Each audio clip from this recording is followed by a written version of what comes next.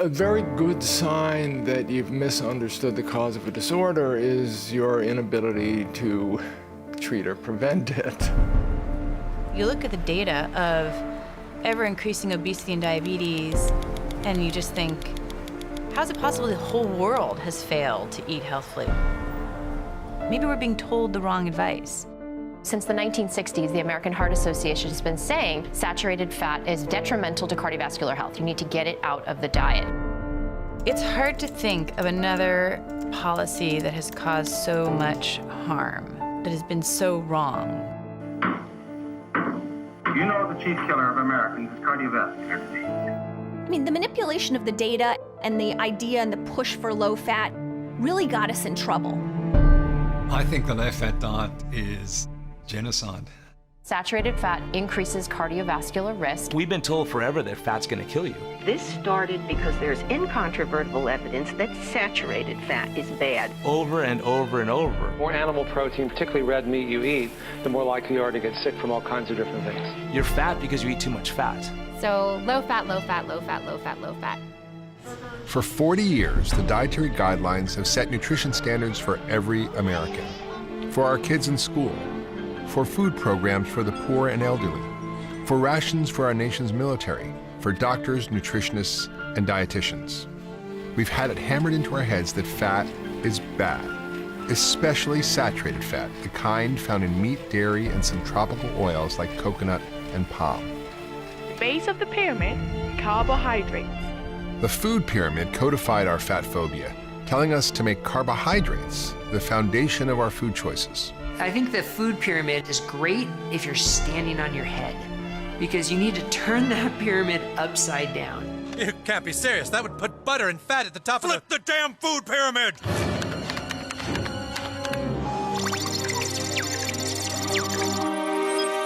Nutrition is stabilizing.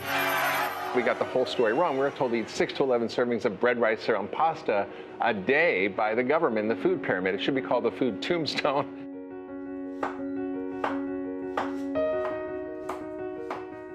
I'm Dr. Mark Hyman, a functional medicine physician with a focus on food as medicine. And I understand the healing power of food. But I can tell you, the low-fat diet did not make us healthy. I think that a low-fat, heart-healthy diet is unproven. It was essentially a huge experiment on millions of people, and it failed miserably. Wait a minute, have you not seen? Are you not practicing medicine to see who's coming into your clinic? To see the problems that this idea has caused? I mean, it's just, to me, unbelievable.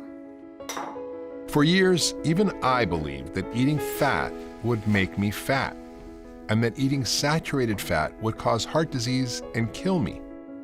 But now, a growing group of experts reveal that the science against saturated fat was never there.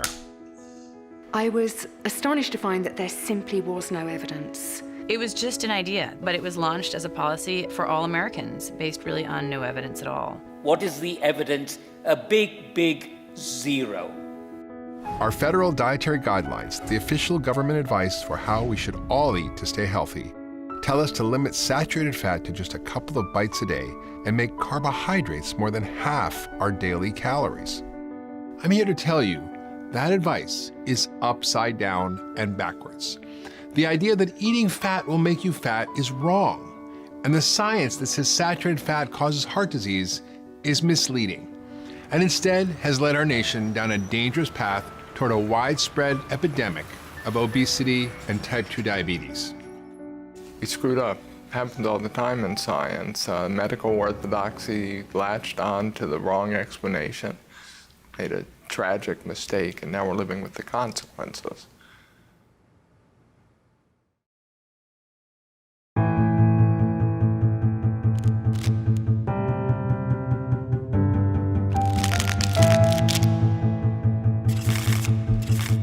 The nation got a report card on obesity today, and the country flunked. The battle against obesity has been going on for years. 1 in 3 children in this country is overweight or obese.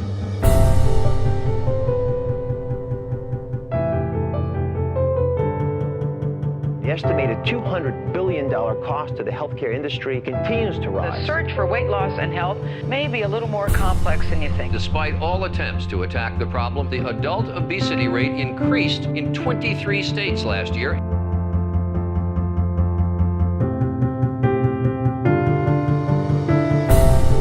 Why is it that Americans keep getting fatter in spite of government efforts ranging from calorie posting to new school lunch programs? A lot of things. What science is about is seeing whether things that make sense are really right or not. In this case, it sounded reasonable, but happened to be wrong.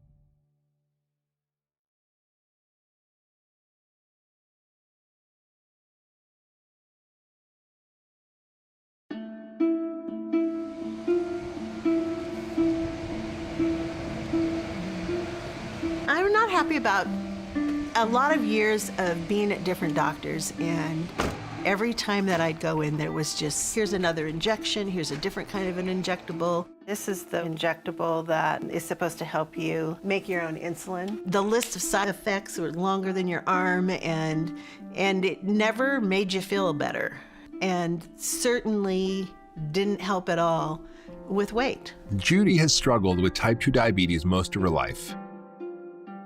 So did her dad. When she was a teenager, he died from complications of the disease.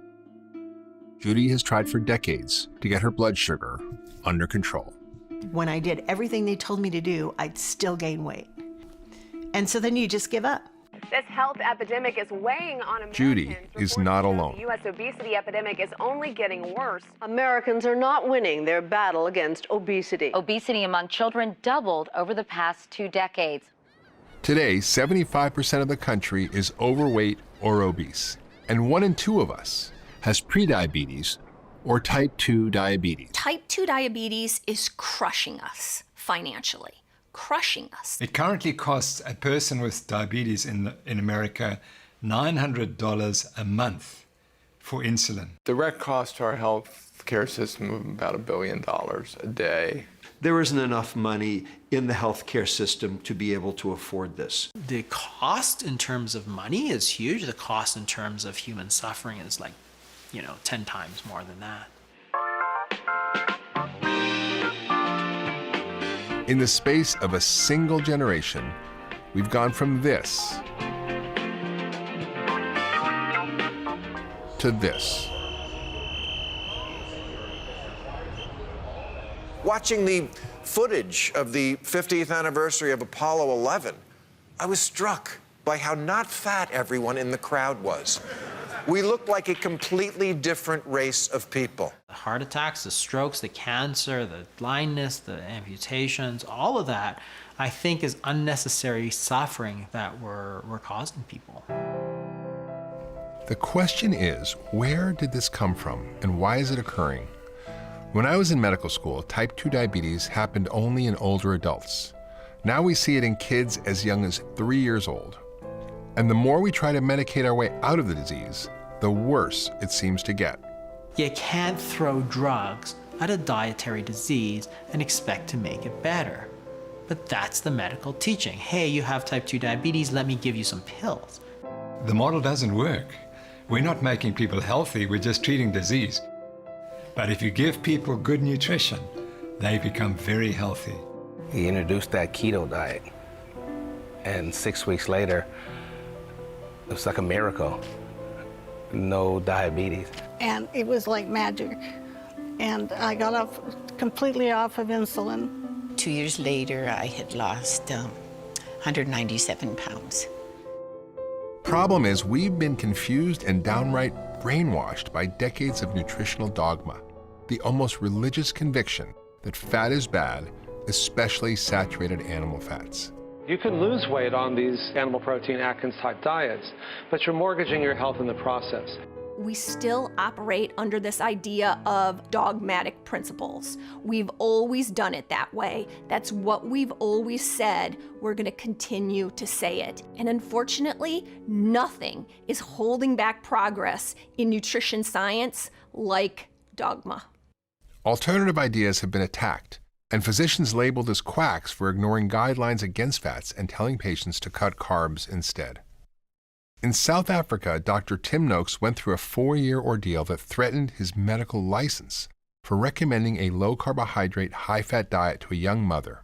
The reason why the low-carbohydrate diet has become demonized is because it works, and it has a huge impact on the financial return of the medical profession.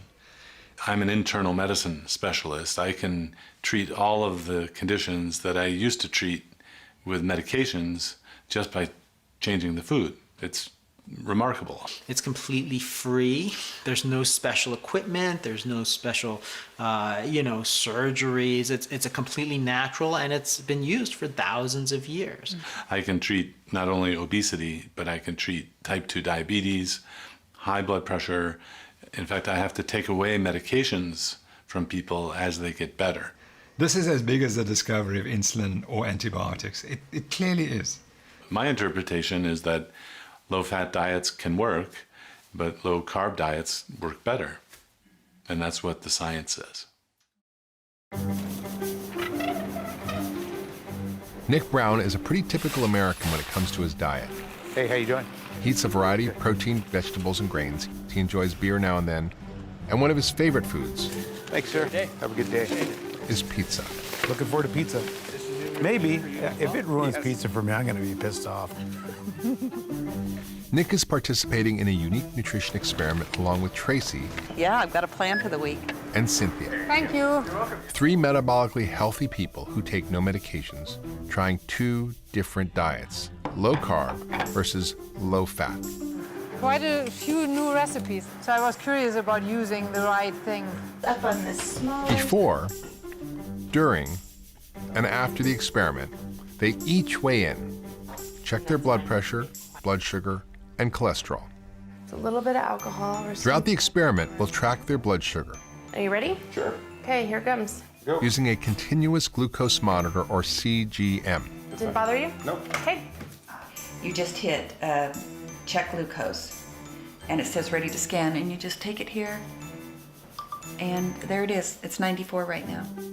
The first week, we put them on a low-carb ketogenic diet with less than 20 grams of carbohydrates per day, plenty of healthy fats, and a moderate amount of protein. A diet designed to keep blood sugars low, but an eating pattern that is not allowed by the U.S. dietary guidelines. The second week, we switched them to a USDA MyPlate meal plan. It's a 2,000 calorie a day, government-endorsed, low-fat plan featuring whole grains, lean meats, and vegetable oils, and more than half the day's calories as carbohydrates. Week 1 is the low-carb, high-fat diet. And then we'll keep this going. This is almost ready. I'm excited about it. I'm excited to try the recipes and excited to see just what a full week of doing this does. I'm grateful to be doing it. It's very fascinating to me. The keto recipes are full of healthy natural fats like eggs, butter, avocado, olive oil, and nuts and seeds, and even grass-fed beef. I love new recipes, so this is really good, interesting. So these are buttered eggs, and that's what they're called in the recipe. You actually make them with butter. I use the grass-fed butter. And then I decided to add a little bit of avocado and some tomatoes and salt and pepper, and that's it. Super simple, super easy. I am making a keto zucchini boats.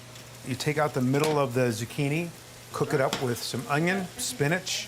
I put in some olive oil, and then just let that saute for a little bit. I think it's working for my body. I'm curious to see what it does through the whole week. Those are really good. By adding healthy fats into every meal and cutting out processed carbs, the 3 experience a sense of fullness that lasts. To be honest, I've really not been famished. So this is day 3 of the strict keto diet. I am literally down 3.5 pounds from when this started. I'm surprised by that. I feel great. I went mountain biking last night and had a lot of energy, and I don't feel hungry. I still feel full, and that was after 3.5 hours. And usually at that time, yeah, after 2.5 hours, I'm hungry usually. One way to think of carbs is they are like kindling on a fire. They burn quickly and then go out, dropping your blood sugar and creating severe cravings. The physical signal that your body needs more fuel. To keep your metabolism burning, you must constantly eat more, and then you crash, and then you eat more, and then you crash. See how carbs like bread, pasta, rice, and yes, even whole grains affect your blood sugar. Protein has a much lower response. It will raise blood sugar a small amount, and fat, take a look at fat. Almost no rise in blood sugar at all. When you eat fat, it's like putting logs on the fire. What you get is just a long, steady source of fuel. And that's one of the reasons that I like low-carb diets so much, because they don't require as much willpower. Because if your hormones, your insulin isn't going up to the sky every time that you eat, and then crashing down, making you crave a bagel or a donut or something from the snack, if that's not happening in your physiology all the time, it's much easier to not overeat. Day 6, lunchtime, leftover Italian cabbage stir fry with a blob of sour cream. I'm still not quite hungry, but it's time for lunch. You know, what's really great about this is it's so easy to test your glucose. The sender is here, and then on my phone I go on the app that connects to it. And you just put it up, and it grabs it. And then doop it, and then you have it. Pretty cool. It's really cool. All week on the low-carb, high-fat diet, their blood sugars are virtual straight lines with no spikes or dips. It's been steady. It's been typically at the 85 to 90 range. And I just ate, and that's 83. I just tried it a few minutes ago, and it's already gone down 6 points. I kind of want to just keep it all the time because it's so interesting to see what you're doing all day. By the end of the week, all 3 participants have lost weight and feel great. How did your week go? Very well, thanks. Good. You have lost about 2.5 pounds of fat. And how were your blood sugars? Very, very even. And look, your lean tissue, not only has it not gone down, it's actually gone up a little bit. Boy, really even. Yeah. Wow, not a lot of variation at all. I had always a full feeling, so I'm wondering if I ate too much, maybe, I don't know. Well, you'll feel a lot more full with fat and protein and less carbohydrate for sure. Next week, we'll flip from low carb to low fat and follow the U.S. dietary guidelines. I'm really curious to see what happens. I'm a little scared about what's going to happen. So how is it possible that we got the story so wrong about fats? There were religious objections to eating meat as early as the 1800s that influenced American opinions, but a major turning point was in 1955 when a presidential health scare shocked the nation. News of President Eisenhower's sudden illness, described by his doctors as coronary thrombosis, came as a severe shock to us all. President Eisenhower in 1955 had a heart attack. He was out of the Oval Office for 10 whole days, and that really focused the attention of the nation on this problem of heart disease. Cardiovascular ailments continue to take an increasingly heavy toll of American lives, 1 million this year. The nation was really in shock, and there was a desperate need for explanations. And people were like, whoa, what's causing all the heart disease? Here are vital statistics. They show that this problem here in America is the worst in the world. There were a number of ideas about it. One was that it was vitamin deficiency. Another was that it was the rising tide of auto exhaust, more cars on the road. Of 10 men, we can expect 5 to get it. But we can't say who, or when, or why. Now you can look back now and say, well, that's pretty easy to understand. Everybody was smoking. Raleigh? Oh, no thanks. I have a pack. More doctors smoke Camels than any other cigarette. In the 1950s and 60s, cigarettes were in. Spud cigarettes are cooler than cool. Smoke Spud cigarettes, that's the mild, happy rule. Here, have a Viceroy. Eisenhower himself smoked 4 packs a day. What do you think? This is what I was really looking for. If you look at the trends for cigarette smoking against the increases in heart disease, they track together. But at the same time, the consumption of saturated fat was falling dramatically. Everybody was smoking. Now we know smoking causes heart disease or contributes to heart disease. But at the time, of course, the tobacco companies were like, no. Tobacco, smoking, it doesn't cause heart disease. So all the scientists were like, hey, I wonder why we're getting so much heart disease. There's one theory that was proposed by Ansel Benjamin Keyes, who is a pathologist at the University of Minnesota, and he said that it was saturated fat and dietary cholesterol that caused heart disease. It's like, okay, but how do people eat butter for the last sort of 2 millennia? And ever since 1970, it causes heart disease. It's like it didn't cause heart disease before. At the same time, consumption of sugar, refined oils, and refined grains were on the rise in America, but Ansel Keyes focused on fat as the cause of heart disease. And he thought that total cholesterol in your arteries would build up and clog your arteries and give you a heart attack, like hot oil down a cold stovepipe. So that was his idea. It was just a simple idea. You know, to blame a sort of ancient food for a modern disease was completely illogical. It didn't make any sense, but you repeat things enough and you get it out there enough, people believe you. As American author H.L. Mencken once said, for every complex problem, there is a solution that is simple and clear and wrong. It's the biggest scam ever perpetrated on the American people, this whole notion of cholesterol. If you have high cholesterol, you may be at increased risk of heart attack and stroke. Don't kid yourself. Talk to your doctor about your risk and about Lipitor. It's eye-wateringly lucrative to keep this idea going that we need to lower cholesterol. Cholesterol has definitely become the boogeyman of cardiology. And here's what's so interesting about cholesterol is we need it. Our bodies cannot exist without cholesterol. Yet once again, in simplistic thinking, we try and lump cholesterol in good cholesterol and bad cholesterol. And we want to lower the bad cholesterol, the LDL, and raise the good cholesterol and HDL. That is incredibly simplistic. It turns out that raising your LDL cholesterol in diet does not translate into heart attacks and death. It just doesn't. When you take cholesterol out of the equation, you go, let's just see if people who eat more saturated fat actually die more. Do they actually get more heart disease? That's what we care about. Forget that it raises cholesterol. We know it raises cholesterol. Let's take that out of the equation and see what the end result is, which is what we care about. And every time they do that, the relationship dissolves. There is no relationship between the amount of fat you eat in your diet and getting heart disease. We now know that chronic inflammation caused by a diet high in sugar, refined grains, and refined vegetable oils is far more dangerous to our health. Atherosclerosis is an inflammatory disease. It's not a buildup of fat in the artery, it's actually an inflammation that's causing the problem. And the cholesterol then will go to that damage to try to repair it, but it didn't cause the damage. The damage has to come first. It's like saying that firefighters caused the fire when they just turned up to put the fire out. It was there by association, but it was there to repair, not to cause harm. Inflammation is probably the #1 promoter of every disease we don't want to have. And the #1 inflammatory substance in the American diet is sugar. That's it.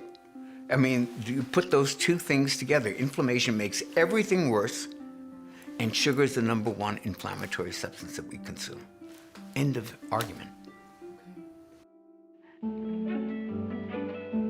In 1951, Ansel and Margaret took the 2 oldest children to Oxford for a year's sabbatical. The couple continued their travels, measuring cholesterols and conducting diet surveys in several European and African countries. There was a study that he presented at the Mount Sinai Hospital in 1953, and it was a 6 countries graph. He specifically looked at 6 countries around the world, and on the x-axis he plotted fat intake, and on the y-axis coronary heart disease rates, and he found a straight line relationship. And he offered that as proof that there was a linear relationship between how much saturated fat people consumed and how much heart disease they had.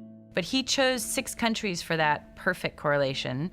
And at the time, there was data available for 22 countries. And when you put in all of those countries, it just looked like a scatter plot. The trend line is nowhere near as clear cut. There was no clear relationship. No correlation between fat and heart disease.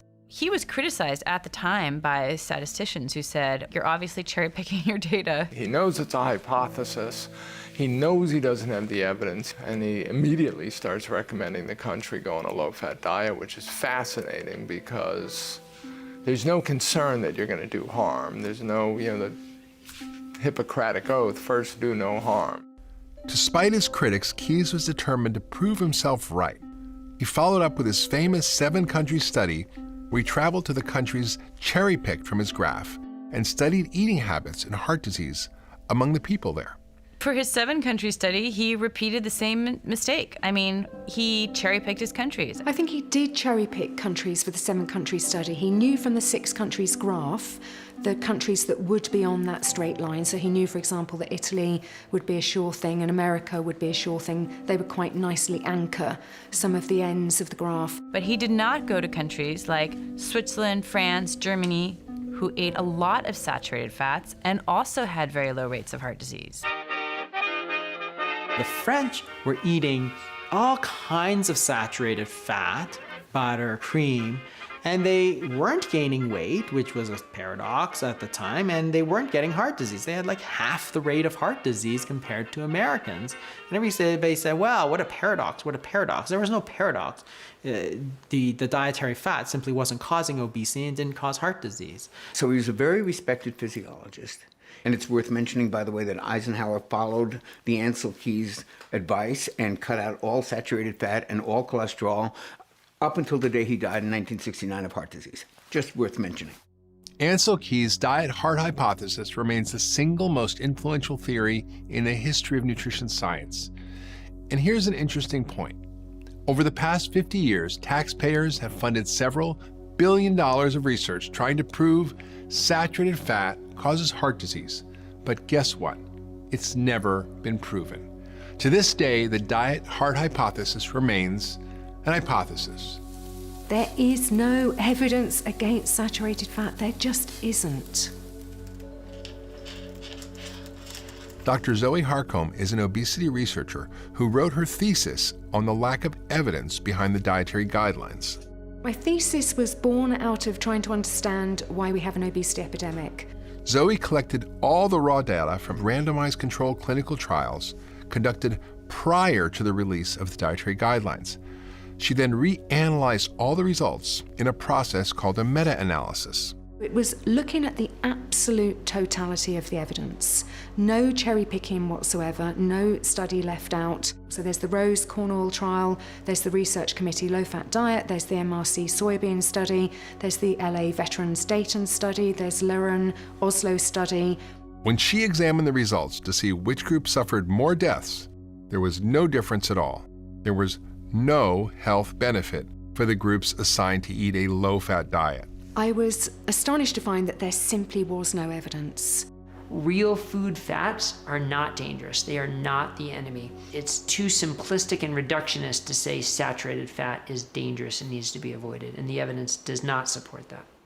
So how then, without the hard science to back it up, did the diet-heart hypothesis become the foundation of our nation's dietary guidelines? Well, it had one big thing going for it: Ansel Benjamin Keys. He had just a very outsized personality. Colleagues of his told me he could just argue anyone to the death. And he was able to get into the American Heart Association on their nutrition committee. And in 1961, the Heart Association comes out with the first advice anywhere in the world telling people to cut back on saturated fat and cholesterol in order to prevent a heart attack. Up until the 1960s, Americans consumed almost half of their daily calories as fat. We ate butter without guilt, bacon and eggs for breakfast, and roast for dinner. Exercise gyms were barely a thought, and still, we were relatively slim. Conventional wisdom until the 1960s was carbohydrates for fat. That's the weird thing about it. You talk about bread, pasta, potatoes, rice, sweets going directly to your hips. It was what my mother's generation believed growing up. The diet used in this study is satisfying to the appetite because of the use of more protein and fat. And then in the 1960s, we come along with this idea that dietary fat causes heart disease. In 20 years, from the 1960s to the mid-1980s, the carbohydrate went from fattening to a heart-healthy diet food. The low-fat diet fad had taken hold, and Keys rose to prominence within the American Heart Association and at the National Institutes of Health. If you only lived in America, you'd think this controversy was pretty settled, that obviously saturated fat causes heart disease because it raises cholesterol, and we all know cholesterol clogs the arteries. But there was a alternative hypothesis going on across the pond in England. There was always this competing theory that it was sugar and not fat that might cause heart disease. And the leading proponent of that was John Yudkin, and he published about that. And I think this is an extraordinary example of how nutrition science did or did not really work in America, because rather than say, oh, this is an interesting competing theory, let's explore that. Maybe they're right, maybe we're wrong. The reaction instead was to just bully him, really bully him out of the field. And Ansel Keys literally destroyed his reputation. He went after him. He did everything but call his mother, names. I think Ansel Keys knew that this hypothesis competed with his own, and he did not want that to succeed. He wanted his hypothesis to be successful. Not surprisingly, the sugar industry also preferred to point the finger at saturated fat. Recently discovered documents reveal that in 1965, the sugar industry paid prominent Harvard researchers to do just that. And they were very specifically paid $50,000 in today's dollars to produce 2 articles that exonerated sugar and fingered saturated fat as the cause of cardiovascular disease. We know that because we have the paper trail. We have their names on the documents. This is unconscionable. The sugar industry's job was to get the nutrition community to say publicly what they believed to be true, which was dietary fat was a problem, not sugar, and they paid researchers to do that, and they were very successful at getting that message across. In 1977, a Senate Select Committee headed up by Senator George McGovern helped seal fat's fate.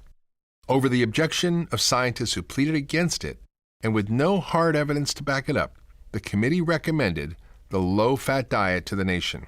I have pleaded in my report and will plead again orally here for more research on the problem before we make announcements to the American public. Well, I would only argue that senators don't have the luxury that a research scientist does of waiting until every last shred of evidence is in. McGovern just wanted to make the statement, and he said, we haven't got time to wait for all the evidence. They recognize the science is unsettled, and then the counter-argument is, but we cannot afford to wait. And so they went without any evidence. And despite the fact that many people had warned that this is going to cause an obesity diabetes epidemic. They were warned, but they ignored it. In 1980, the U.S. government triggered a radical shift in the diet of Americans when the campaign against fat became official food policy.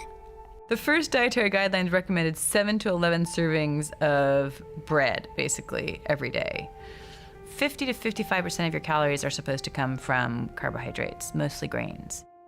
For the first time anywhere in the world, our government endorsed a massive increase in carbohydrates and slashed saturated fat consumption to less than 10% of daily calories. The American guidelines started with a very high-carb, low-fat approach, which was disastrous for putting that out into an entire population without evidence saying that it was healthy. Obesity in America had been slowly creeping up from the mid-1900s on, but in 1980 you see it turn sharply upwards. And then it just takes off like an airplane. So you just want to ask, well, what happened around then? What happened in 1980 is that the US government told all Americans, cut back on fat and increase your carbohydrates. It could be complete coincidence that just happened to coincide, but it sure as anything needs looking at to see if it is just coincidence. When we took the fat out of the food, what did we do? We put something in which was way worse: sugar. 1, 2, and twist. Reduced fat Oreo. Less fat, loads of taste. News reduced fat brownie, muffin, and cake mixes from Pillsbury. Try the new frosting, too. Hershey's syrup is virtually fat-free. Terrific. I mean, let's face it, fat tastes good. We know that. And if you're going to remove the fat from a food, you're going to have to replace it with something else that gives people pleasure. Because new Simple Pleasures is made with all natural Simpless instead of fat. And what did they put in? Refined carbohydrates, increased sugar, and boom, we've got an explosion of processed foods. So irresistible, people are sinking to a new low to get their hands on one. Okay. Continental yogurt is non-fat, not low-fat, non-fat. Zero fat? How'd they do that? Ultimately, sugar was a bigger problem than saturated fat ever was. The industry learned that if they took fat out the diet, they had to replace it with sugar. They then learned that sugar was addictive. Wow, these are really good. These are great. Bring them on. Oh, yeah. And that's the driver of the obesity epidemic. Low-fat yogurt, higher in sugar. Whoa. Low-fat peanut butter. This is special. Low-fat salad dressing. This is great. All higher in sugar or carbs. Are you sure this is fat-free? All low-fat foods turned out to be higher in carbs. I don't think this was anyone's intention, but it's what naturally happens when you remove fat, which is natural for humans to be eating, from their dietary choices, and you put them on things instead of tasting like cardboard, they can at least taste like sweet cardboard. Snackwell's chocolate sandwich cookies. These taste unbelievable. What if I can't bake enough of them? Those women will be after me again. Hello, Cookie Man. What's in the box? The Snackwell phenomenon was like the epitome of what happened with the low-fat food industry, where people thought they could just eat massive amounts of these cookies. Don't you think you got a little carried away? They were very high in sugar and white flour. Cookie Man, you better make some more. The American Heart Association cashed in on the low-fat craze.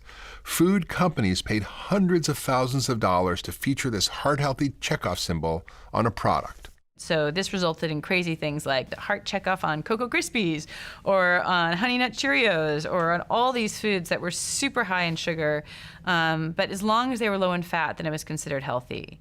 Kellogg's Fruit Loop cereal, part of this nutritious breakfast. Ha-ha, now that's a seal of approval. Heart-healthy, low-fat Fruit Loops, anyone? There's a kind of conventional explanation that it's really the fault of Americans for not following the guidelines. There's nothing wrong with our guidelines. It's just that Americans fail to follow them. But government consumption data confirms Americans did as they were told and dutifully cut back on natural fats found in red meat, whole milk, eggs, animal fats, and butter. But we still gained weight. One of the analogies that I like to use is, imagine you had a baseball team that lost every single game for the last 50, 60 years. And you're like, well, those players, they just don't know how to play. None of my players know how to play. Well, at some point you'd have to say, maybe we should take a look at our coaching strategy. It can't be the fault of all of those players for decades. But that's basically our explanation for why Americans are getting fatter and sicker. It's their fault. They just can't do it right. I think the dietary guidelines have been a tremendous failed experiment. It's a good question of whether they just need to be changed or whether they just need to be scrapped and start over. I genuinely believe that people now are hanging on to this saturated fat myth because they don't want to admit that they were wrong. I don't think the governments will ever admit they were wrong about saturated fat. And we are paying a hell of a price for a few public health people wanting to protect their own reputation, not wanting to look silly. And I used to fantasize about the American Heart Association press release that would say, okay, yes, we know for the past almost 60 years we've been giving you the wrong advice, and we apologized if we killed any of your loved ones prematurely, and we apologized if we gave you heart disease with the advice we did give you. We were just telling you what we thought was true then, and we were best of intention, and now we know better. That apology may never come. And the largest health organizations dedicated to preventing obesity and type 2 diabetes continue to spread advice that makes it worse.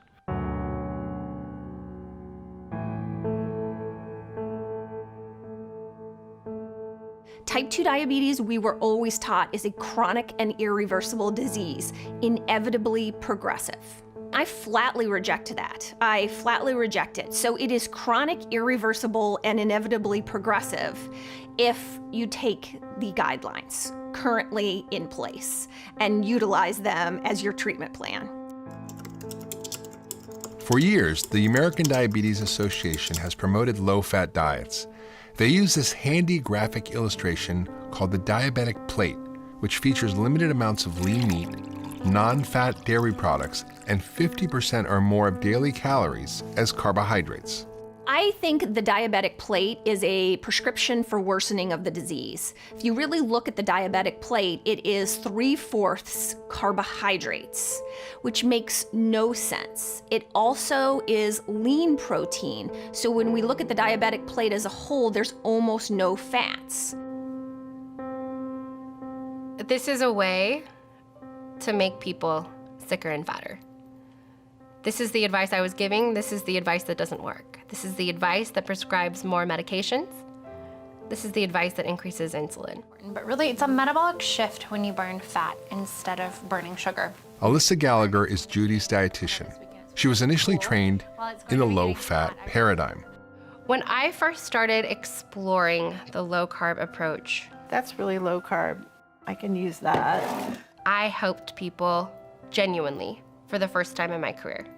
I'm going for real food now so I can get rid of all of this. In the old days, I was frustrated that the advice I was giving wasn't working for people. Oh, chips and crackers. Where's that garbage can? I was taught essentially what the American Diabetes Association teaches is carbohydrates, consistent carbohydrates, more whole grain. No oatmeal. They used to tell us that was good for you. I was taught saturated fat is bad for you. Saturated fat is something to be avoided and limited at all costs. The problem is, when you remove fat from the diet, you have to eat something else instead. And that something else is often carbohydrates. At first, I didn't understand why the advice I was giving wasn't working. It's what I learned in school. I'm the nutrition expert, right? It should be working. And then eventually it started not making sense to me. Why am I telling somebody with diabetes that they must eat carbohydrates? It didn't make any sense. Carbohydrates raise blood sugar. When you have higher blood sugars, we need to give you more medication. When we give you more medication, you gain weight. When you gain weight, you need more medication. You want to eat more carbs. It became a vicious cycle. Okay, I think I'm done cleaning out my pantry. And insulin resistance is essentially a state of carbohydrate intolerance. So why, oh why, do we want to continue to recommend to people to eat them? Sarah Hallberg is a physician leading arguably the most promising trial ever conducted on type 2 diabetes. She has helped hundreds of patients safely and sustainably reverse their diabetes diagnosis, often getting off all medications by cutting carbohydrates and increasing their fat intake a lot, to as much as 70 to 80% of their daily calories. The solution to the diabetes epidemic in my clinic is exceedingly clear. Stop using medicine to treat food. Her TED Talk on this unconventional approach has nearly 5 million views. The title, Reversing Type 2 Diabetes, starts with ignoring the guidelines. Fat is central to any science-based nutrition recommendation for anyone who struggles with type 2 diabetes. Carbohydrates cause our insulin and glucose to go up, proteins much less, and with fat, there's no glucose or insulin reaction.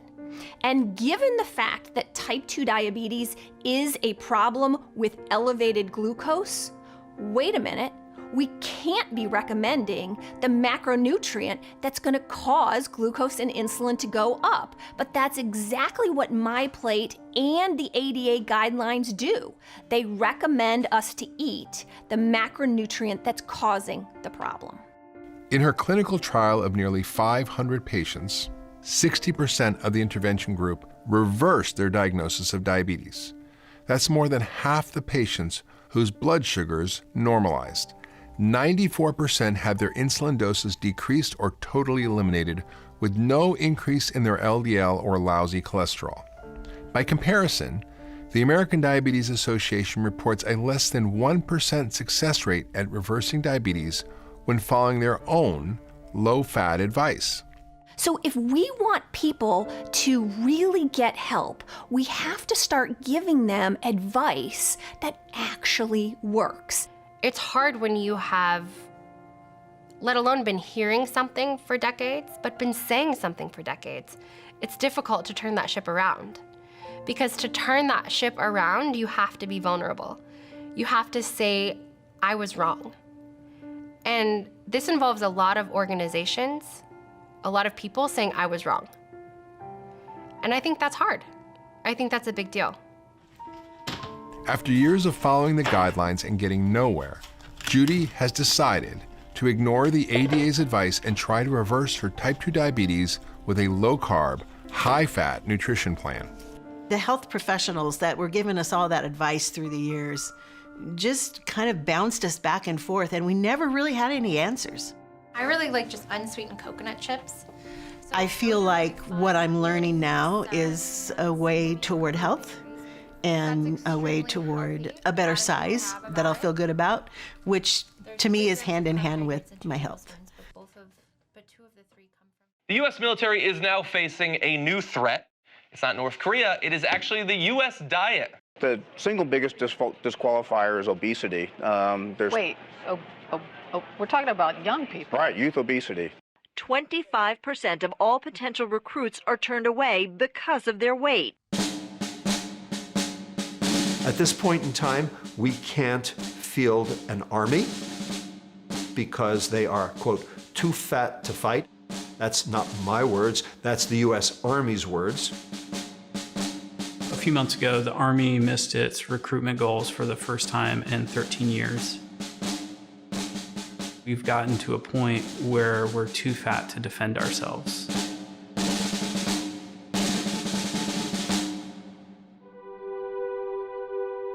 Captain Brian Gaudette is an Apache helicopter pilot, an entrepreneur, and a living example of why the U.S. dietary guidelines matter.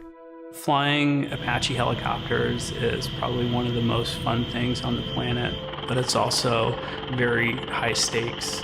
You need all of your faculties to stay safe. On high-stakes missions, often on the other side of the world, Brian was confined to Army food, a diet dictated by the dietary guidelines. I always had sandwiches for lunch, lots of noodle-based dishes, lots of rice-based dishes. I was running about 3 or 4 times a week, between 3 and 5 miles, but the weight was still coming on. One day I was in the cockpit and I put my head down and it felt like the world was moving, like the aircraft was moving. I looked up really quick and then I put my head down again. I felt it again. And so I kind of had to, raise my hand and say, hey, we have a problem here.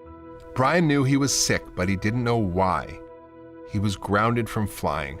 For the next 8 months, I went to every specialist. Do you have a brain tumor? Is it an inner ear thing? Is there a cardiac issue? Is there a neurological issue? And they said, Brian, sometimes stress does weird stuff to the body, and handed me a card for mental health. Not one medical specialist asked Brian about his nutrition. And they were just like, sorry, that's about all we can do for you. So there was a turning point where it was like, okay, well, we've got to figure this out on our own.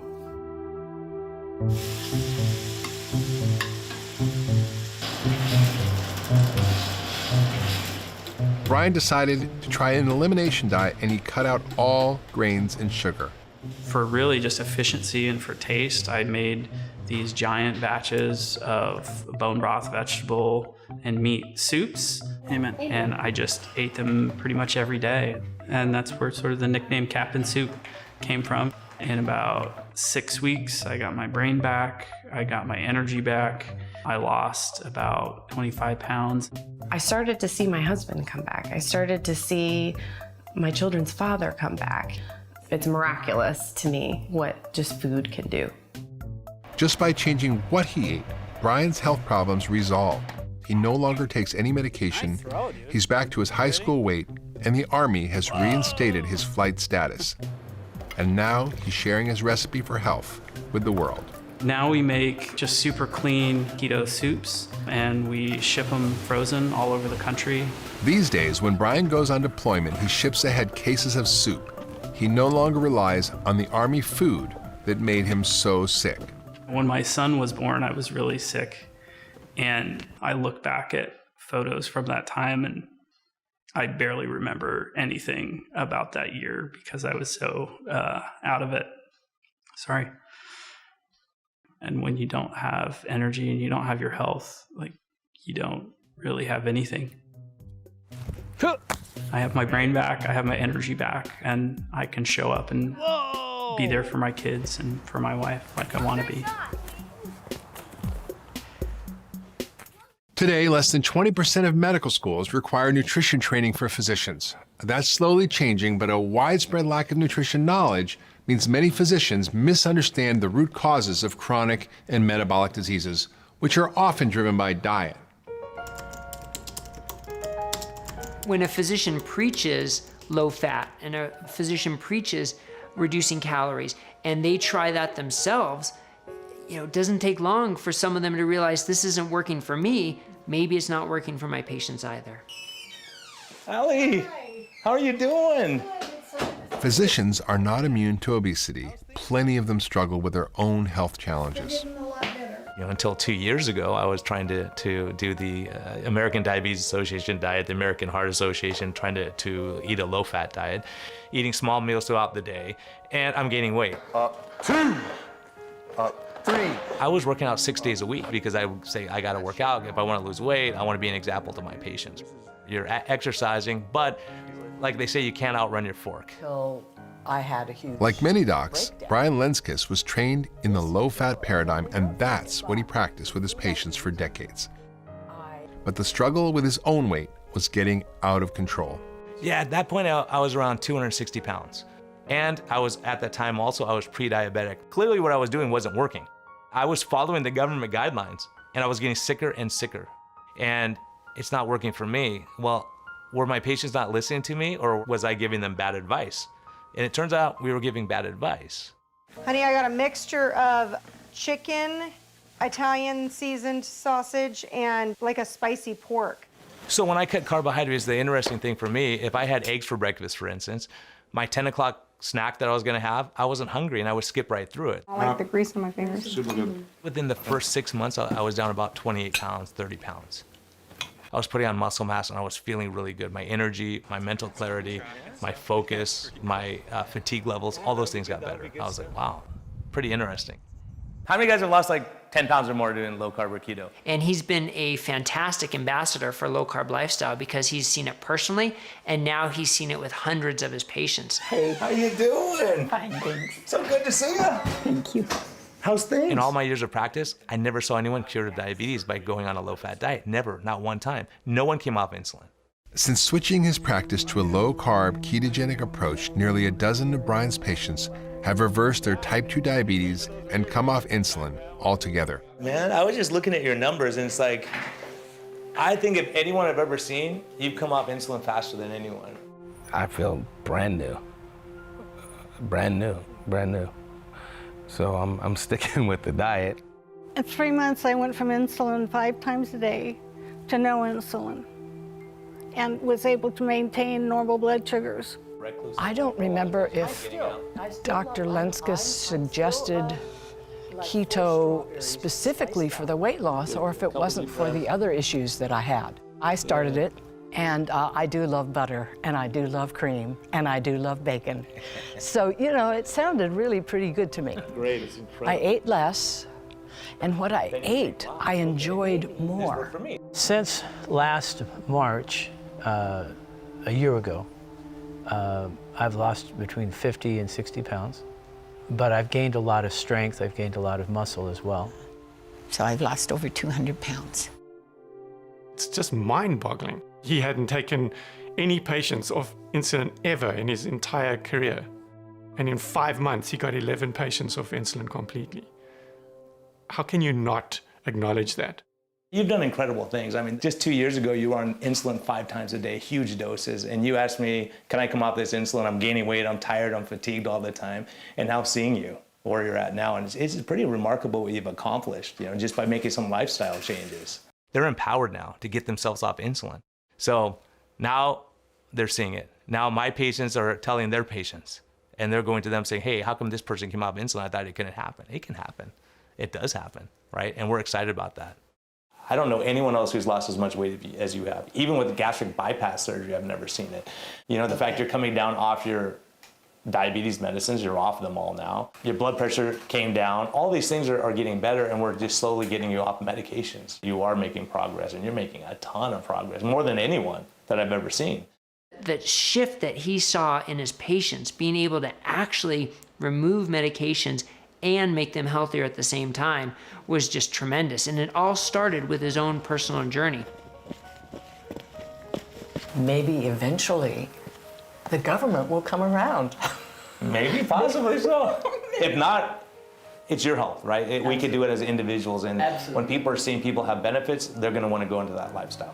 And what you're doing and what we're seeing day after day, it's super exciting. Yeah. Yeah, so thank you. Thank you for encouraging me too. You. Oh no, you're wonderful. You are absolutely the best. You're awesome, thank you. So the 3 main macronutrients in food are carbohydrate, protein, and fat. And here's an important point. There are essential fats and essential proteins, but there are no essential carbohydrates. Essential means the nutrients are required to sustain human life. We must eat these to survive. But there is no physical or biological need for us to consume any carbohydrates at all.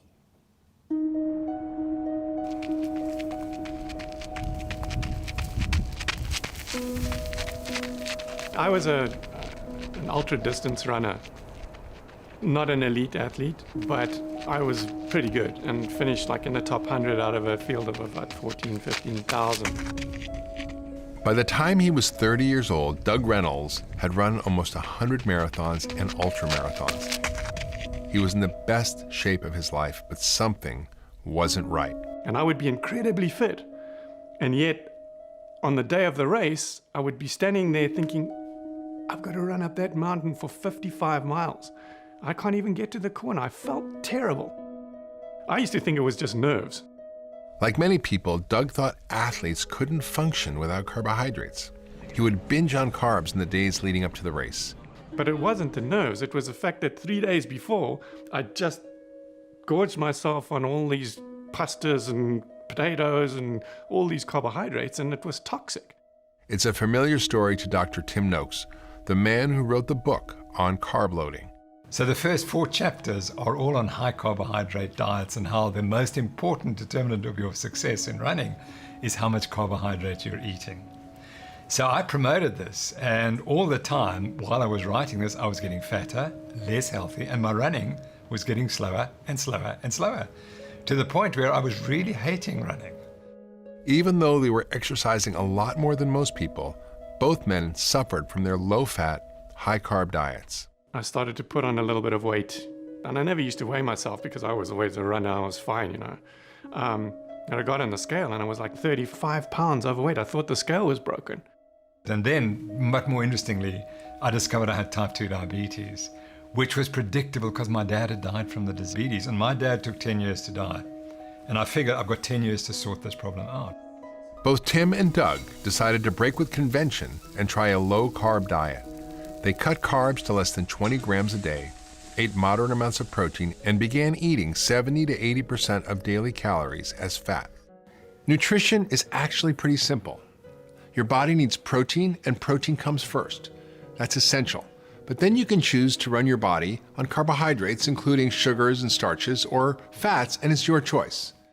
If you quit eating carbs, sugars, and starches, your body is forced to use an alternative fuel source, fat. Burning fat produces substances called ketones that provide all the energy you need to fuel your body and your brain. That's why the low-carb, high-fat diet has been given the name keto. For most of human history, there's been very little sugar or starches in the diet. In fact, if you put all of human history in 1 year, It's only in the last day that people started eating grains or bread, and it's only in the last hour that people have been eating sugar. In fact, we know that keeping people in ketosis, keeping the carbs very low, may actually be the preferred way for people to be. Eventually, I dropped right down 44 pounds, and I went back to my weight that I had when I was rowing in 1972. And I'm glad to say that after 7 years, my blood glucose control is as good as it could be expected for someone of my age of 69. I'm not completely normal, but I'm 99% normal. Tim famously tore out the pages on carb loading from his Lore of Running book and promotes ketogenic diets for athletes. 2-3 weeks after I started on this keto diet, I was jumping out of bed and going for a run in the morning and enjoying it. It's just the most amazing transformation in my life. Doug started a company called Low Carb USA, dedicated to education and nutrition support. His logo, our nation's food pyramid, turned upside down. Well, yeah, I mean, the whole idea was that the reason we're in this terrible metabolic dilemma in this country is because of the food pyramid. What we are advocating is pretty much 180 degrees opposite to what the food pyramid tries to teach. We now understand that our bodies, even the bodies of elite athletes, don't need carbohydrates to survive. We can convert fat into ketones for fuel. But early nutrition scientists did not understand nutritional ketosis. Scientists simply thought that since fat has 9 calories per gram, while protein and carbs have only 4 calories per gram, we should just cut back on fat to lower our calorie consumption and lose weight. I met with people who helped with the initial guidelines, and they were well-intentioned. They reasoned that because calories lead to obesity, reduce the food that has the most calories, which is fat. We've been counting calories ever since, in every way imaginable, on food labels, in menus, online, and in apps, and lately, even on our bodies. For years, we've been told it's a simple equation. If we can just balance the number of calories we consume against the number of calories we burn, the calories in versus calories out, our weight will stay in balance. Everything on the level, right? Actually, not so right. The calories in, calories out model is fundamentally flawed because the body doesn't account for the fat that way. That's not how we gain fat. It's not a physics problem, it's a biology problem, it's a physiology problem. The alternative theory is called the carbohydrate insulin hypothesis of weight gain. Remember how carbohydrates raise blood sugar but fat doesn't?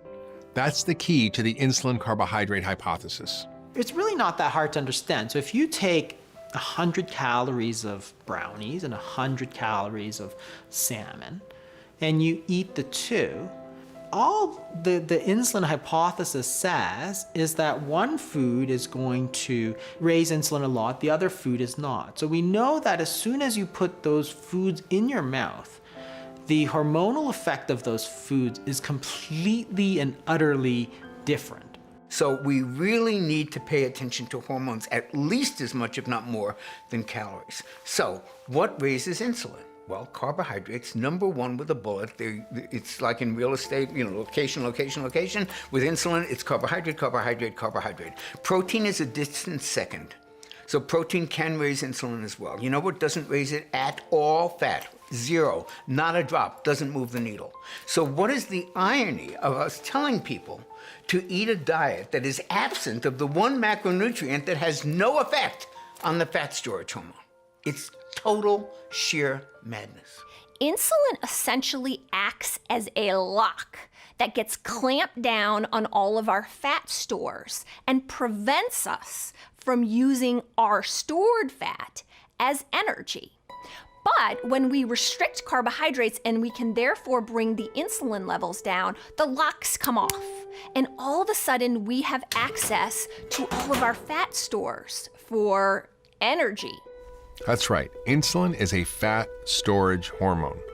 Lower insulin by cutting out sugar and carbs, and the weight comes off, or never comes on in the first place. We tell patients to think of their body as a bowl of sugar, right? So over time, that bowl fills up. If you're eating a lot of, processed foods and, sugar and so on, that bowl fills up. And eventually that sugar, as you add more sugar in, spills out. And that's what type 2 diabetes is. Your cells can't hold any more sugar. It simply spills out into the blood. The wrong thing to do is take the insulin and keep cramming that sugar back into the body. The body sort of takes it until it rots, right? It would be much smarter to simply say, hey, I have too much sugar. Let me just burn it all off by intermittent fasting or not putting any more sugar in, a low carbohydrate diet. And guess what? It works exactly as you would expect it to work. I've been using the keto diet for about 13 years in a university clinical practice, and the results in treating diabetes are quite remarkable. I've had some people get off insulin within just a few days of changing from eating carbohydrates to not eating carbohydrates. I think my record that I can recall is I took someone off 180 units of insulin a day in just 2 days. Well, come on in and take a seat. Sure. If Judy were to have walked into my office 10 years ago when I started, I would have thought, I can help you. You just need to eat less. You need to exercise more. We need to start measuring your food. You can do this. I believe in you. And I thought that to be true. Why don't you go ahead and get your blood sugar meter out for me too? Okay. Take a look at that. Over the course of the following 5 years, I realized it wasn't working. And either no one was following my advice or I was giving terrible advice. I've been writing down each day. Thankfully, Judy didn't come into my office 10 years ago. She came into my office this year. And I was able to offer hope. I was able to offer an opportunity. I knew that she could be successful. And success wasn't just measured on the scale, it was measured with blood sugar reduction, insulin reduction, anti-inflammatory markers, blood pressure, as well as insulin. Yeah. Looks like you did an awesome job. Yeah. And you are down 12 pounds. Wow. Since our last visit. Yeah. I can report that this is the second week and I have normal blood sugars now in the morning. I'm still doing my injectables, but it's gotten leveled. It's leveled and I know that I'm in ketosis and the weight is starting to drop off. What's the dose you were taking when you walked out of the door? 120 units. Okay. And now I'm doing 100. In just 2 weeks on a ketogenic diet, Judy has cut her blood sugar in half and lost 12 pounds. Changing her nutrition has done more to improve her health than any medication ever did. The difference is more fat, and that gives a lot more energy. It's amazing. I'm happy to come to work again, and there was really a time when I thought, I have to quit. I can't do this. This is miserable. It's hopeless. Diabetes is a hopeless disease. And I felt that way. I really, truly felt that way, and I knew that there had to be another answer.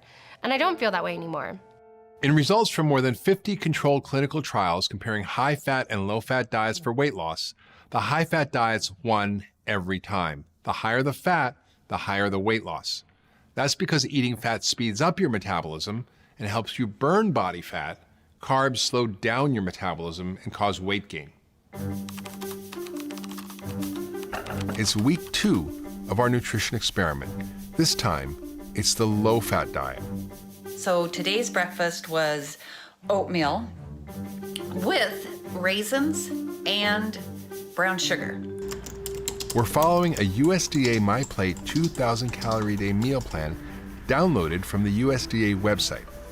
Do you have a leaner ham? It calls for low-fat meats, non-fat dairy, including non-fat sugar-sweetened chocolate milk, and plenty of carbohydrates, things like lasagna, bread, and even pizza. This looks like stuff you take to a college dorm or something, right? This is what our government says we should eat. We have some shredded wheat here.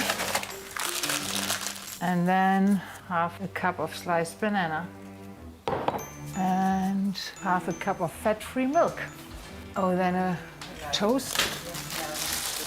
And 1 cup of chocolate milk, fat-free. This breakfast alone contains 150 grams of carbohydrates and 50 grams of sugar. 2 teaspoons of jelly. Instead of eating bacon and eggs in the morning, which keeps you full until like well past lunch, for example, now you're eating a couple of slices of bread and jam. And of course, by the time you metabolize it, sugar goes way up and then it goes way down. At 10:30, you're looking for a low-fat muffin. Day one of the new diet has begun, and I have to admit I'm not liking it.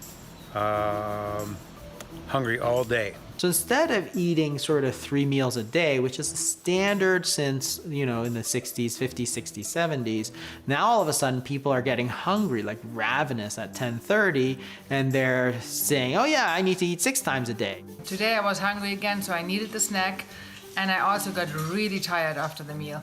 So not only are you eating foods that stimulate a lot of insulin, you're doing it constantly, 6 times a day versus 3 times a day. And it's like, well, what's gonna happen? Lunch was a ham sandwich with some mayo, some grapes, the milk, and I went off the chart. I went over 200, and it just kept going up and up and up and up and up and up and up, and then it hit over 200, 206 I think was it. Then it started coming down. That was crazy to me, and it was almost a little scary. It's a recipe for diabetes. How long is it going to be before everybody becomes diabetic? Because that's the outcome of that advice. I never even got that close to that last week, not even close. So it's gonna be an interesting week, and gosh, I hope I last all week. Not kidding. Hi, this is Cynthia, 5th day on the low-fat diet. It is barely 12, but I'm hungry, so I'm digging in my lunch. I'm hungry again, so I will dig into my daily snack. Last week I barely was hungry at 2, and now I'm very hungry, so I will eat. I was hungry the entire time. I would eat. That would feel good for about 30, 40 minutes, and then I would start just feeling hungry. I definitely liked last week. When you compare the flat and steady blood sugars from the high-fat week to the roller coaster readings from this low-fat week, it's hard to believe that our government thinks this is good for us. The USDA put together a guideline that seems to me was really to market the food that America makes. It wasn't based on health. The dietary guidelines are not guidelines. The dietary guidelines are guidance. They're guidance for the food industry to be able to sell food. They have nothing to do with health. And the fact that the USDA is in charge of our health is already a problem. The USDA, when it was founded, had 2 mandates, not 1, 2. Mandate number 1 was to provide information to the American public about healthy eating. Mandate number 2 was to support, encourage, and grow the American agricultural industry. Those 2 mandates are not always congruent with one another. Because if you were really being honest with the American people, you would say wheat, corn, sugar, and soy are not health foods. And if you're congruent with the other mandate of the USDA, which is to support and encourage and grow American agriculture, you ain't telling people to not eat 4 of the 5 biggest crops that are made in America. So that's the contradiction, and that's why I don't think you're going to see much change in dietary recommendations. So Nick, tell me about your experiences these past 2 weeks. So it's been really, really interesting. Yeah, so it was interesting. Wow, it was really interesting. The low carb, high fat, I had a really good experience with. I loved all the food, and I found it very easy. I like the high fat a little better because I felt more energetic. The following week on the low fat, high carb, I was bonking. I'd just be tired. Maybe hangry is probably the best word. Insulin is a big driver of carbohydrate craving and hunger. That hangry feeling that you mentioned is often when someone's insulin levels are high but their blood sugar is low. It's that insulin roller coaster we talk about, that you eat carbs, your insulin levels go up. And I was, I got foggy during the high carb week. A little groggy. I was even just like saying things backwards, and yeah, I noticed that I wasn't clicking like I normally do. I'd love to see your graphs at some time too, like kind of see the whole progression of them. Do you have them with you? Yeah, sure. Let me see here. Just look at the difference between the 2 diets. every one of our participants experienced similar reactions to the low-carb versus low-fat diets. Wow, what a difference between the it's 2 huge. weeks. Yeah. From the first week, I was almost a flat line. Yeah. I was averaging 84. Much more stable. It was fascinating. Yeah, it was really, interesting. really interesting being part of this. I'm really excited about this, changing my life on this. It's cool to see. For many people, fat is a superfood. Not only does it help you feel full and lose weight, your body uses it as the building blocks for cellular membranes, and fat makes up the myelin sheath that forms around your nerves and allows electrical impulses to transmit quickly and efficiently. Fat makes up more than half our brain tissue. Human breast milk is more than half fat, much of which is saturated fat. We need healthy fats to be healthy humans. Unfortunately, what we've been told about which fats are good for us and which fats are bad is dead wrong. Everybody just thinks, oh, don't eat fat, don't eat fat. And it's actually more tragic than that. The story is actually much worse. As people turned away from saturated fats like butter and animal fats, we were told to eat margarine. Yes, I am the muffin man, now I am the butter man. Imperial, only our taste deserves the crown. It turns out, and this is what's so tragic about it, it was deadly advice. Many doctors have recommended corn oil margarines to help lower the saturated fat in a reduced fat diet. So if you remember, margarine is vegetable oils, and then they partially hydrogenate them to make them solid so they look like butter. Partially hydrogenated fats are actually trans fats. It's best to replace spreads high in saturated fat. So we went from eating natural foods and butter to trans fats, which we now know was super, super, super deadly for heart attacks. For the family you love, serve delicious new Mazola margarine. They'll love its light, delicate flavor every day. That is like mind-blowing, that we told people to stop eating butter and eat this poison instead, and it would be good for you, and we all did it. This is Mazola 100% corn oil margarine, made from 100% corn oil goodness. Well, there's really no doubt that the American Heart Association endorsement of vegetable oils was a great thing for that industry. This is Ralph Edwards of Truth or Consequences. Congratulations on your fine entry statement on why we should all support the American Heart Association. The American Heart Association started in the 1920s as a sleepy little organization that could barely keep its doors open. But in 1948, Procter & Gamble, the maker of Crisco, or shortening, staged a nationwide fundraiser, and the AHA hit the jackpot. Thanks, Jack Benny. The American Heart Association has $1.5 million there. All right, Ralph Edwards saying good night, everybody! Overnight, millions of dollars flowed into their coffers. I mean, literally from one week to the next, they started opening up chapters all over the country, all thanks to Procter & Gamble. New Crisco oil stays blended longer, makes salads taste great. New Crisco oil blends better than other oils. The American Heart Association has endorsed vegetable oils ever since. It's not nice to fool Mother Nature. They then were able to publish advertisements saying, lowers cholesterol, take this ad to your doctor and get them to prescribe to you vegetable oils for your health. Vegetable oils are a fascinating topic because they've become labeled as heart healthy, which drives me a little crazy because the label was granted to them simply by lowering LDL cholesterol. But the broader question is, what else are they doing? These are not real food products. These are products made in factories. These are products that require heat and chemicals and high pressure to extract what little oil there is. The heat and chemicals used in the manufacturing process oxidizes these delicate seed oils.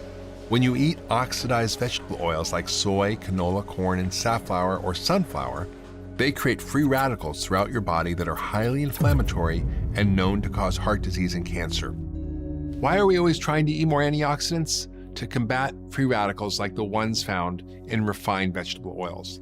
And then they're used by restaurants in the most carcinogenic way possible. They heat them, reheat them, cool them off, heat them again, and use them for a week. So switching to vegetable oils or seed oils was probably a terrible idea in the first place. One researcher from the University of Minnesota went to a variety of fast food restaurants in her neighborhood and purchased French fries, and then took them back to her lab for testing. She found numerous compounds of toxic aldehydes in the fries. Aldehydes are known to cause gene mutation, alter RNA and DNA, and trigger massive inflammation in the body.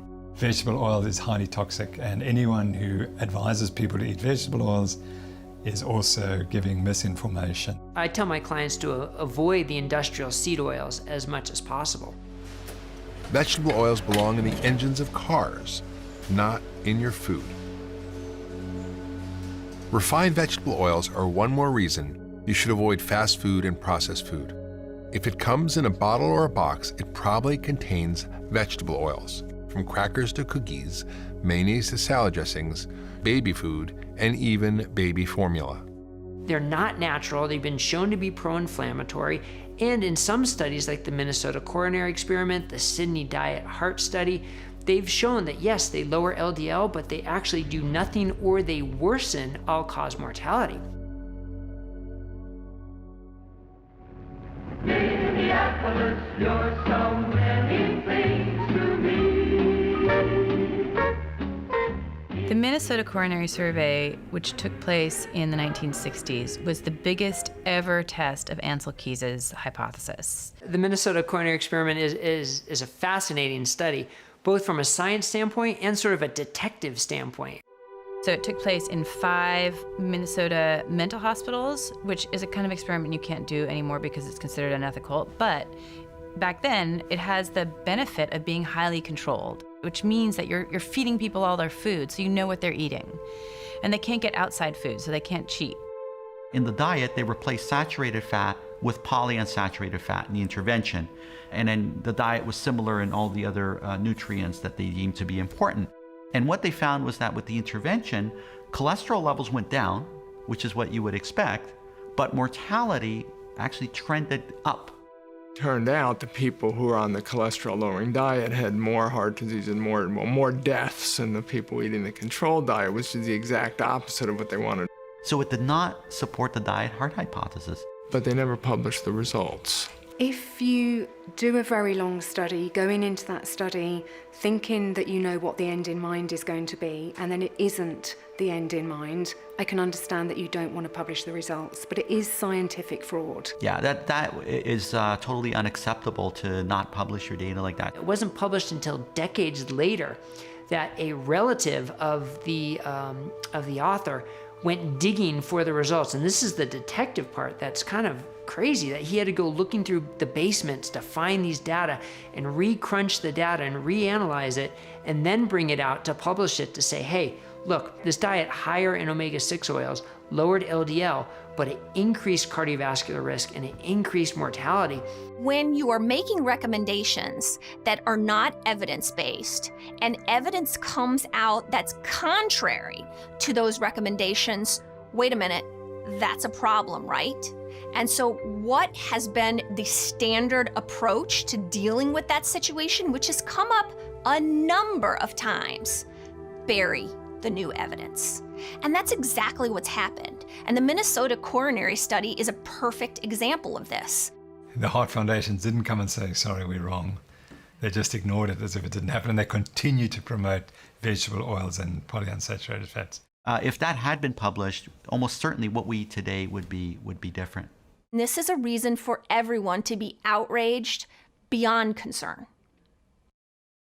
Controlled clinical trials like the Minnesota Coronary Survey are considered the gold standard of research, the type of experiment where you can control every bite of food and change just one thing, like swapping butter for margarine, to find out if it has an effect on our health.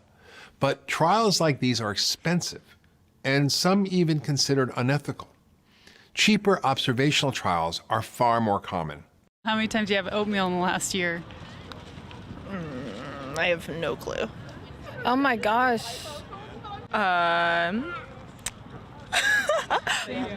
Observational trials often rely on food frequency questionnaires that rely on people's memories, and people's memories aren't that great. How many times have you had orange juice in the last year? I wouldn't know a number. Last year? I'm gonna say, if I was to put a number on it, upwards of 20.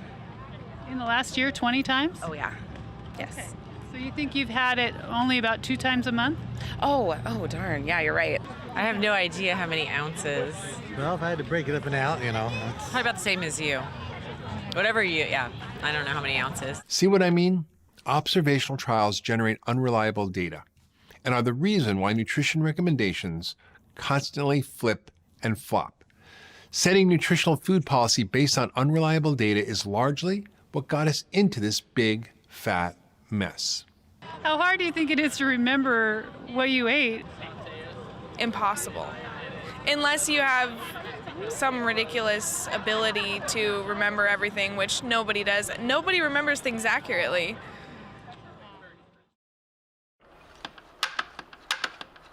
No one person may represent the antithesis of the low-fat diet better than Dave Asprey. His company, Bulletproof, has made a morning ritual out of adding spoonfuls of fat to coffee. You take anywhere from a teaspoon to a tablespoon of grass-fed butter. Add to that a few more tablespoons of purified coconut oil. And then add your brewed black coffee.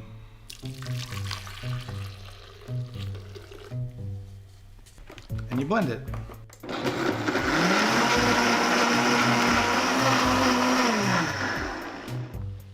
You can see, it looks an awful lot like a latte. You drink this, you're just not hungry for hours and hours, and you're energized in a way that you'll never get from a piece of toast.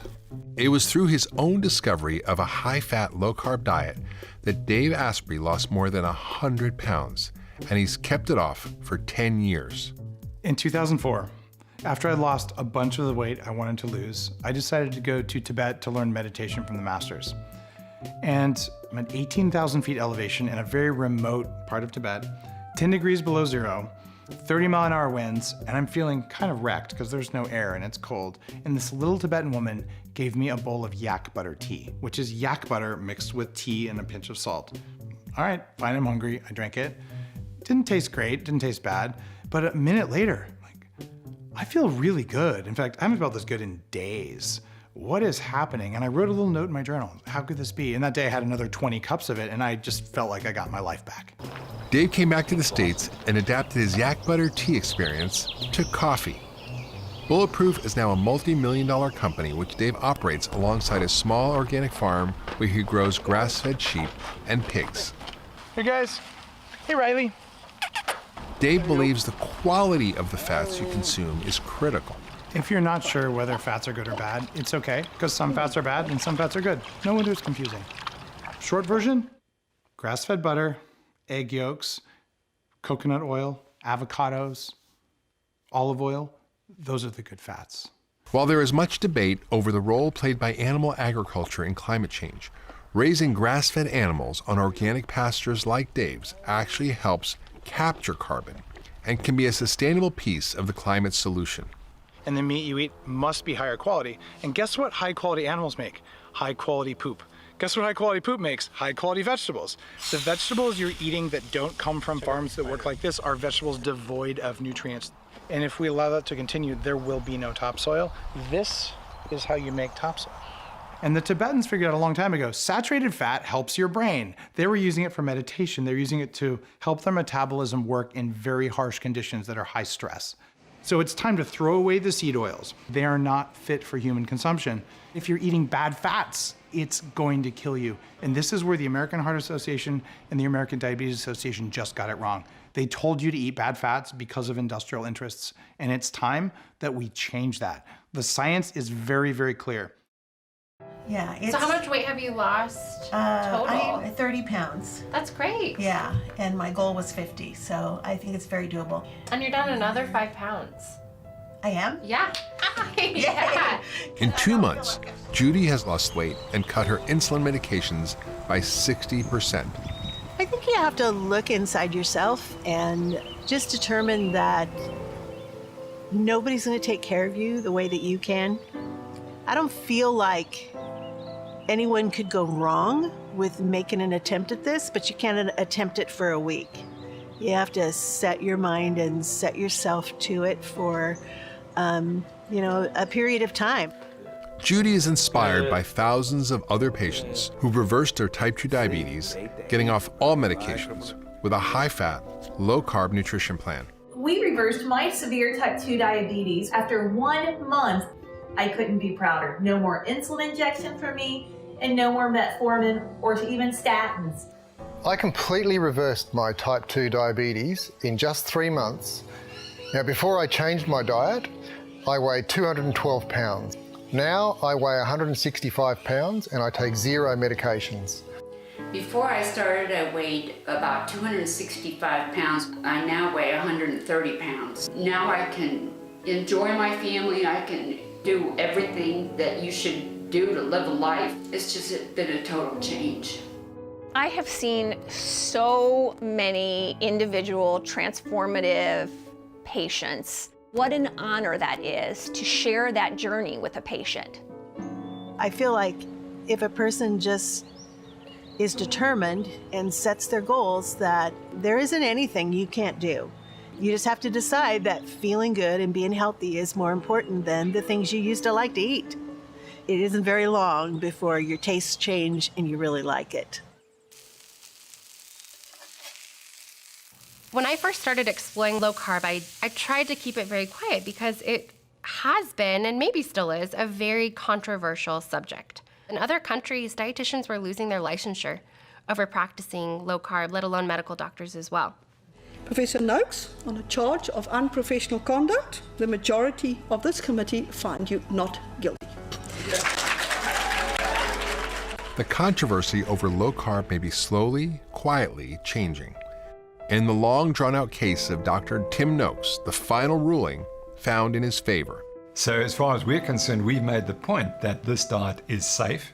That's all we really set out to do. The low-carb ketogenic diet is a low-inflammation diet. More and more brave practitioners are going against the dietary guidelines to help their patients find better health. Like Brian Lenskis, who also teaches low-carb nutrition classes at his church. So far, Brian's congregation has lost more than 2,000 pounds.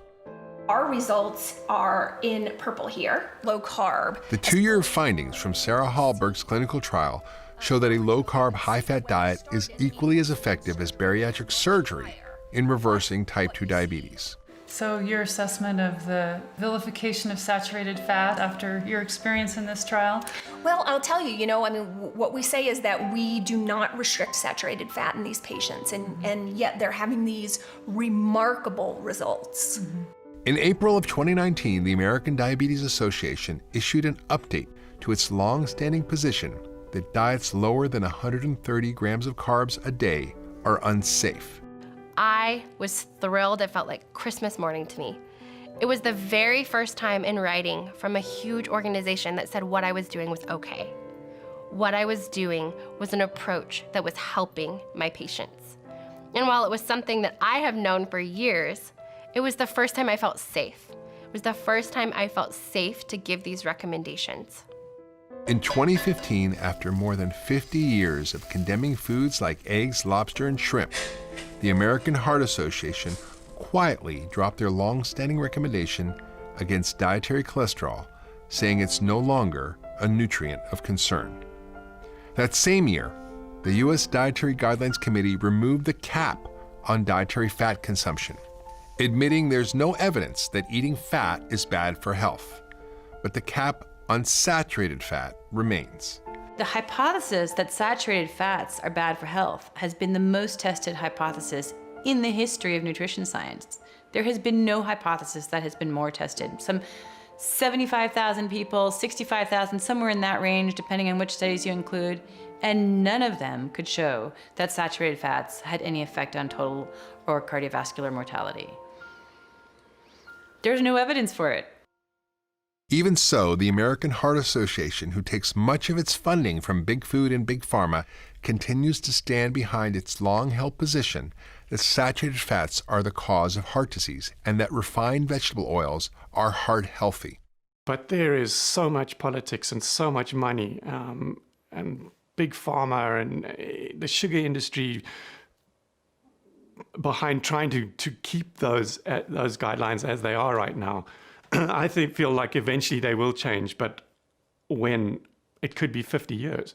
We can't wait 50 years. Millions of people have died already because of this mess. Doug Reynolds isn't waiting any longer. His company, Low Carb USA, is partnering with dozens of physicians, nutritionists, and dietitians to create a set of global clinical guidelines that teach medical professionals how to safely and effectively practice low-carb nutrition. That gives a lot of them confidence to maybe start implementing it in their practice, where before they weren't quite sure how to do it, or they were afraid that the other doctors weren't doing it. Now they're actually following some kind of set of guidelines. And what about the official dietary guidelines for Americans? The 3 main eating patterns recommended by the USDA all feature more than 50% of daily calories as carbohydrates. According to the dietary guidelines, low carbohydrate, high fat diets are still not an option. So good. In 2017, the National Academy of Sciences and Medicine performed the first ever outside scientific review of the U.S. dietary guidelines and found that the process lacked transparency and scientific rigor. Recommending a single dietary pattern to an entire population was a huge mistake. Not only did the low-fat diet not work, it did us harm and resulted in greater obesity and disease. The lesson of the low-fat diet may be that nutrition science is deeply flawed, and our nation's dietary guidelines have been heavily influenced by the food industry and the enormous amount of money at stake. What we are living now is just so completely unsustainable. These unsustainable rates of obesity and diabetes, we're bankrupting our nation. It's destroying people's lives, it's destroying our country, and it has to stop. We are not treating the disease, we're treating the symptoms of the disease. And so it should be of no surprise to anyone that we're not getting better. And we're not going to get better until we recognize what the real problem is. If we changed the food, we could solve this problem. You know, we get so many mixed messages about diet, and does the government have a role in telling people how to eat? we kind of have to find what really works for us, but we still need to know the truth. Fascinating question that has a lot of different opinions. And certainly the past 30, 40 years of experience would say, no, they probably shouldn't be in that role. The people at the top are not going to change. So we have to get this going as a bottom-up revolution and get more and more people on board until they're shamed into changing their guidelines because the swell of the population is just ignoring them. The change is coming from the people because they've changed. They are forcing the doctors to change. If we can change the medical profession, I think we'll do something. If you're pre-diabetic or type 2 diabetic, there is a way out. A path forward to health and vitality, to fewer drugs and more energy. You can get your life back, and all you have to do is eat real food. If somebody has type 2 diabetes, they can go online right now, they can watch your movie, they can read up on something, they can buy a book, and start reversing their disease today. What I see on a day-to-day basis with my individual patients, as well as my own family and my own friends, I think it's missed in some of this research. And what that is freedom. It's freedom from being hangry, right? It's freedom from cravings. It's freedom from headaches. It's freedom from reactive hypoglycemia. It's freedom from mood swings. It's better quality of sleep. It's better quality of life. I feel great. I feel really good. Hi, girl.